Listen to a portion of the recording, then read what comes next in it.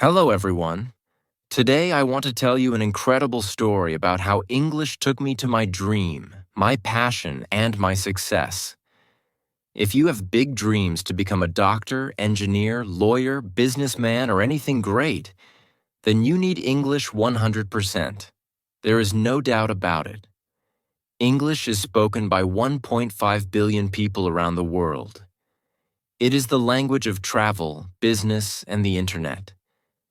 If you don't speak English, you might miss big opportunities like getting a better job, making international friends, or enjoying movies and books in their original language. But don't worry. You can start learning today and become part of this global community. If I can learn English and achieve my dream, you can too. My name is Sophia, and I am from Brazil. I was born in a small town in Brazil. My family was not rich, not poor, just middle class. We had enough to live, but we couldn't afford luxuries. My parents worked very hard every day. My father was a taxi driver, and my mother was a school teacher. They always told me education is the key to success. Since I was a little girl, I had only one dream: to become a doctor. I still remember the moment that changed my life. I was 10 years old. I was in the hospital because my little brother was very sick. He had a very high fever, and we were scared. My parents were crying. Then a doctor came. He was calm, confident, and full of kindness. He smiled and said, "Don't worry, I will take care of your son." I watched him work. He checked my brother, gave him medicine, and spoke with so much knowledge. And then, after a few hours, my brother's fever was gone. He was safe. At that moment, I knew one day I will become a doctor and save lives. But as I grew up, I realized something terrible. If you want to become a doctor, you need English 100%. All medical books are in English. All medical research is in English. Even in my country, doctors needed English to study, to communicate, to work in hospitals. And my English was terrible. I went to a public school where they taught very little English. I knew basic words like hello, how are you? But when I saw a full English sentence, I felt lost. I remember in school my English teacher asked me, "Sophia, can you read this sentence?" I looked at the book. The words were dancing. I could not read. I could not understand. I wanted to cry. "I don't know, miss," I whispered. The class laughed. That day, I went home and sat alone in my room. I thought, how will I become a doctor if I can't even read a simple sentence in English? I felt hopeless. But then something happened that changed everything. One evening, my father came home, tired from work. He sat next to me and said, "Sophia, what is wrong? You are always sad these days." I looked at him and said, "Papa, I want to become a doctor, but my English is bad. Without English, I cannot study medicine." My father was quiet for a long time. Then he said, "If English is stopping you, then learn English. Go to a place where everyone speaks English." I was shocked. "But Papa, we don't have money for that." He smiled and said, "We don't have much, but we have enough. Your dreams are important." That night, my parents and I sat together and talked about the best place to learn English. Why did we choose Canada? 1. Everyone speaks English. I would have no choice but to speak English every day. 2. Great education system. Canada has the best schools for learning English. 3. Multicultural and friendly people. People in Canada are warm and kind to international students. 4. Affordable. Compared to other countries, studying in the USA or the UK was too expensive, but Canada was possible. It was not an easy decision. We were a middle-class family. My parents had some savings, but not much. They made a huge sacrifice. They used almost all their savings to pay for my flight, my English school, and my first few months of living in Canada. Before leaving, my mother held my hand and said, "Sophia, we are giving you everything we have. Promise me you will not give up." I had tears in my eyes. I hugged her and said, "I promise, Mama." And then, with one suitcase, a little money, and a big dream, I flew to Canada. The moment I landed in Toronto, Canada, I felt like an alien. The weather was freezing. In Brazil, it was always warm, but here my hands were like ice. The food was strange. I missed my mother's homemade Brazilian rice and beans. The people were nice, but they spoke so fast. And then the biggest problem, English. At the airport, a man asked me, "Hey, do you need a taxi?" I panicked. I did not understand. I just smiled and said, "Yes." He said, "Where to?" I had no idea what he said. My brain stopped working. Finally, I showed him the address on my phone. That night, in my small rented room, I cried. What am I doing here? I can't understand anything. How will I survive? For the first time in my life, I felt completely alone. The next day, I went to my English language school. The teacher smiled and said, "Welcome, everyone. Let's introduce ourselves." When my turn came, I stood up. My hands were shaking. I said, "My name is Sophia. I from Brazil." I wanted to say more, but my mind was blank. My words were stuck in my throat. The teacher smiled, but I saw some students laughing. I sat down and felt humiliated. That night, I made a decision. No matter how hard it is, no matter how many mistakes I make, I will learn English. I made a plan. I promised myself I will do everything possible to become fluent. And that was the beginning of my English learning journey. I still remember my first few weeks in Canada. It was like stepping into a new world. Exciting, but also terrifying. Everything was different. In my country, I understood everything. Here, I felt like a baby learning how to speak. Before I tell you how I improved my English, let me tell you about the strangest things I noticed in Canada. No school uniforms. In Brazil, students wore uniforms, but in Canada, children wore anything they wanted. Some wore pajamas to school and nobody cared. People don't touch much. In my country, we hug, kiss on the cheek, and stand close. But in Canada, people like personal space. If you hug someone without asking, they feel uncomfortable. Weather changes in seconds.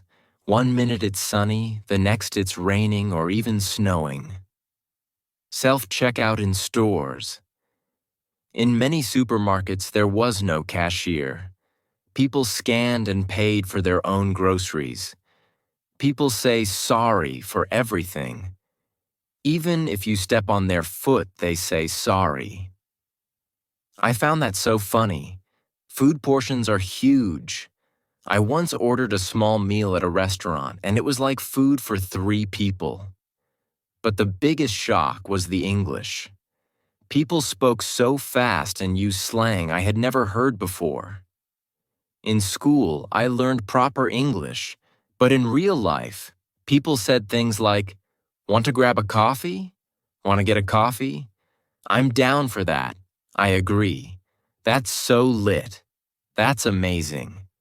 I felt like I had never studied English in my life. The second day in my English class, I was so nervous. The teacher gave us a simple writing task. I was excited. I can do this, I thought. But when she returned my paper, it was full of red marks. She said, "Sophia, your writing is good, but your sentence structure needs work. You think in Portuguese and translate to English. That's why it sounds strange." I felt frustrated. Speaking was even worse. The teacher asked me a question, and I knew the answer in my head, but when I opened my mouth, nothing came out. I felt like crying. Will I ever speak English fluently? I refused to stay weak in English. I knew that if I didn't improve, my dream of becoming a doctor would die. So I made a plan. The headphone trick. Talking to myself in public. One of my biggest problems was speaking. I was too shy and afraid of making mistakes. So I found a solution. I put on headphones and walked around the city pretending I was on a phone call, but I was actually talking to myself in English. I described everything around me. I am walking on the street. The sky is blue. That woman is wearing a red coat. Now I am entering a cafe. I will order a coffee. This helped me think in English and practice without fear. B. The 3 new words rule. Every day, I learned 3 new words and used them in a sentence. See no more subtitles. At first, I watched movies in English with subtitles, but then I realized something. I was reading, not listening. So, I turned off subtitles and forced myself to understand. It was hard at first, but soon I started catching common words and phrases. One day, I went to a coffee shop and decided, today I will talk to someone in English no matter what. I walked to the counter. The barista smiled and said, "Hey, what can I get you today?" My heart was beating fast. Don't panic, Sophia. You can do this. I took a deep breath and said, "I would like a cappuccino, please." She smiled and asked, "Do you want it with almond milk or regular milk?" I understood her. I quickly said, "Regular milk, please." She gave me my coffee and said, "Here you go. Have a great day."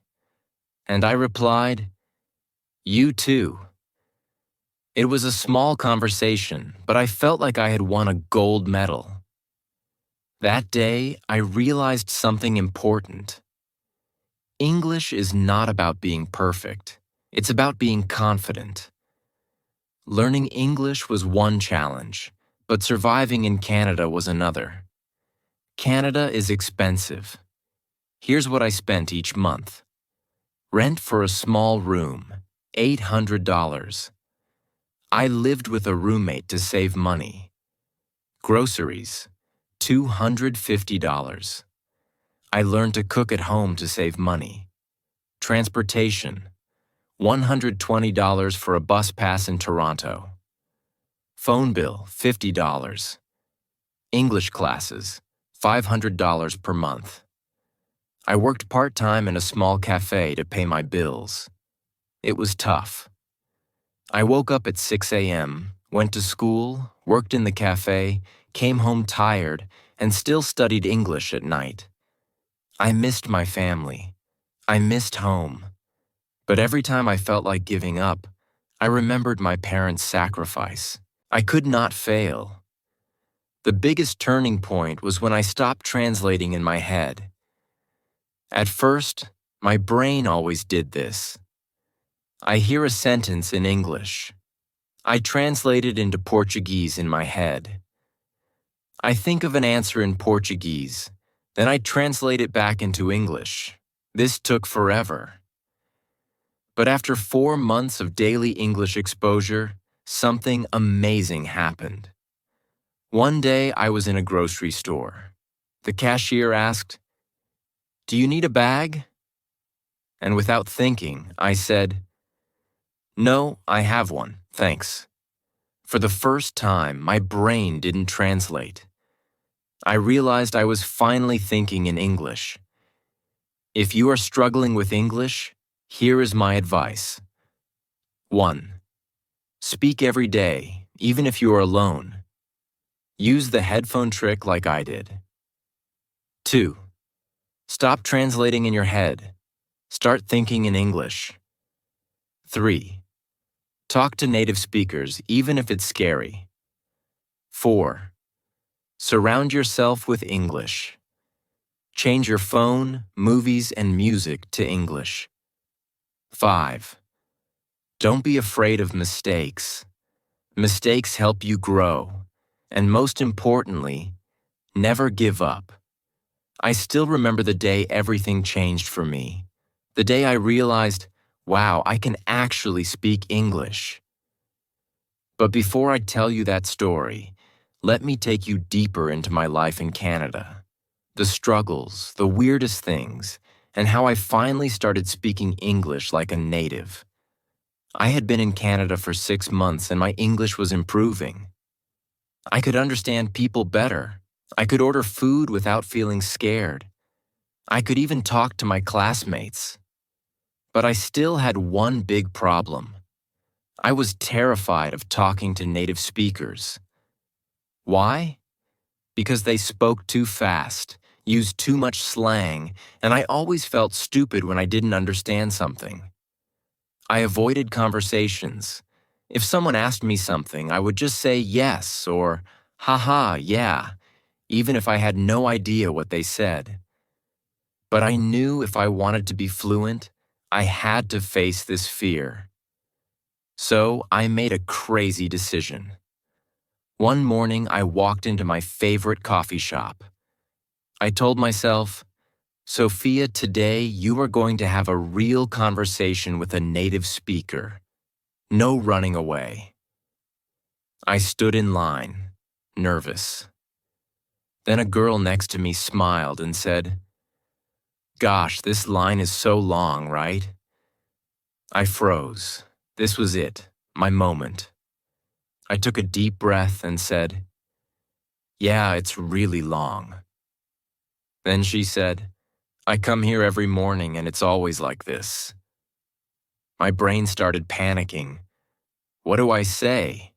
But instead of overthinking, I just said, "Oh, really? I just moved here, so I don't know." She smiled and said, "Oh, cool.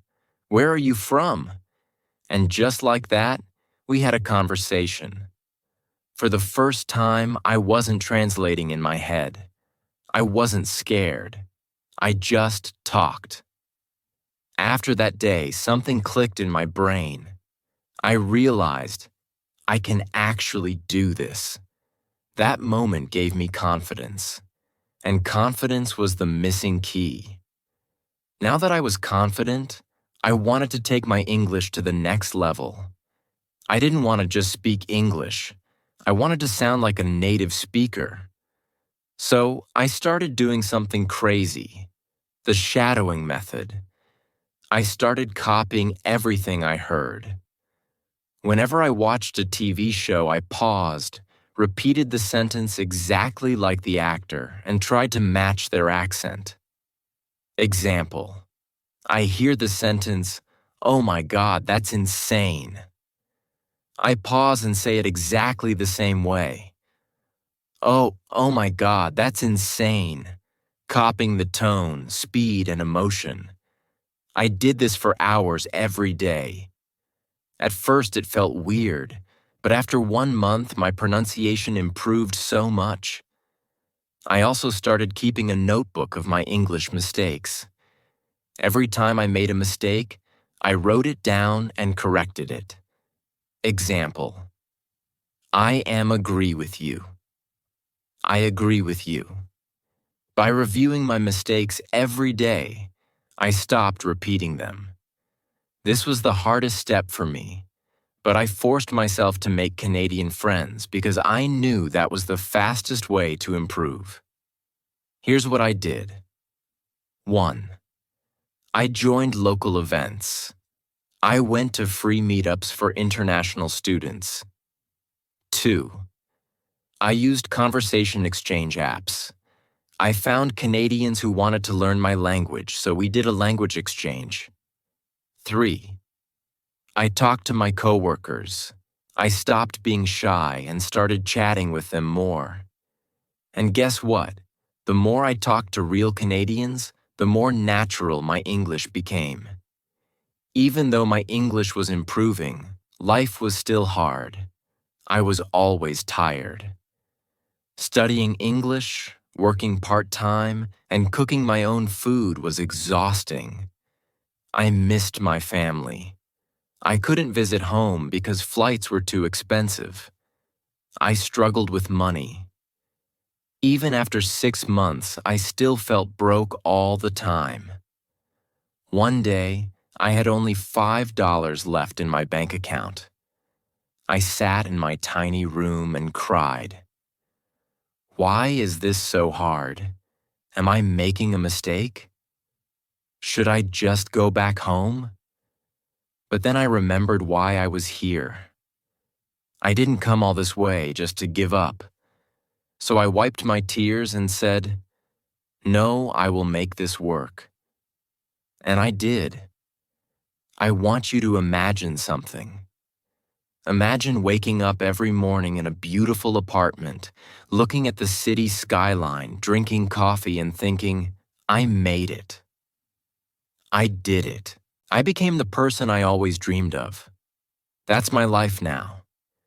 But 5 years ago, I was a broke student struggling with English, feeling lost in a foreign country. To get into medical school, I had to pass the IELTS exam. And let me tell you, it was terrifying. The reading section was full of long, confusing passages. The speaking section made me feel like I was being judged.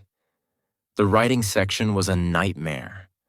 I studied every single day. I practiced writing essays. I recorded myself speaking. I read complicated medical articles. On the day of the exam, I walked into the room shaking. But then I told myself, Sophia, you didn't come this far to fail. You know this. You worked for this. So I took a deep breath and did my best.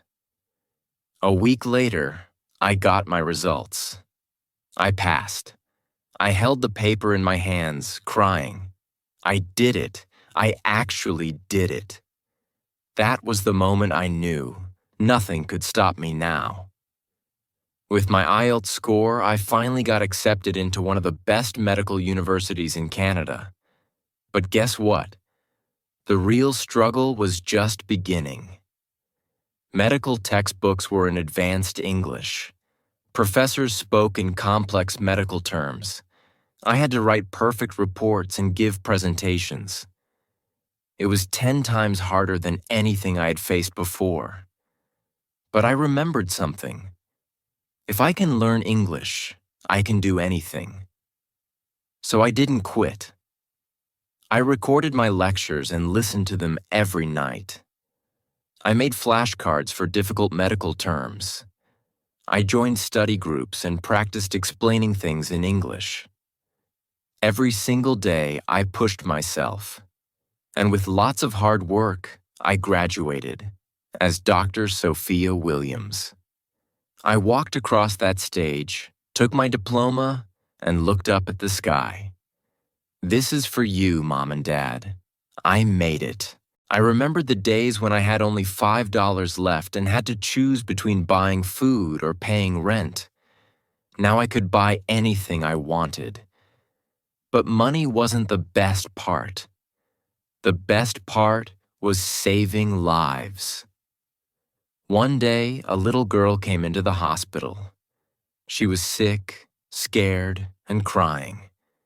I held her hand and said, "Don't worry, sweetheart, I'll take care of you." Her mother looked at me with tears in her eyes and said, "Thank you, doctor." At that moment, I felt something I had never felt before. I wasn't just an English learner anymore. I wasn't just a student. I was a doctor, and I had earned this. Now listen to me carefully. I know many people say, accept yourself as you are.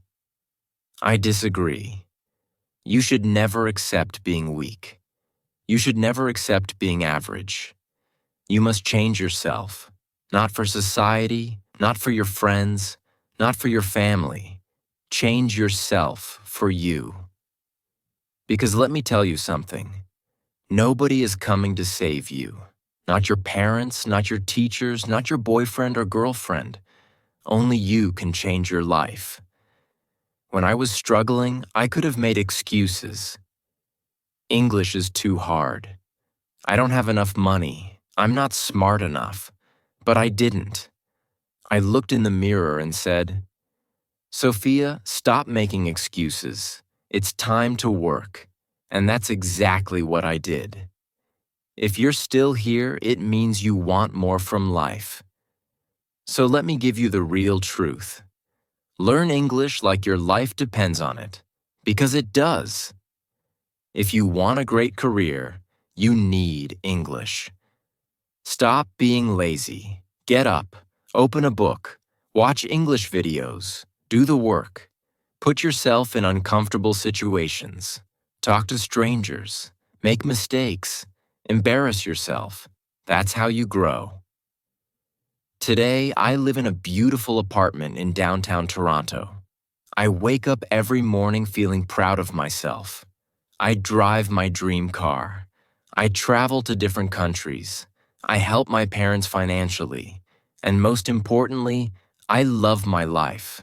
But remember, I wasn't born lucky. I created this life by working for it. And you can too. If you're watching this video, you have two choices. 1. Close this video and do nothing. Stay the same. Keep making excuses.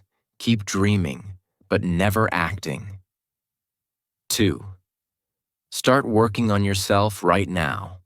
Learn English every day. Improve yourself. Change your life. The choice is yours. If you choose the second option, then subscribe to this channel, like this video, and let's start your journey today. Because trust me, when you become the best version of yourself, it feels like the world is in your hands. Now go change your life.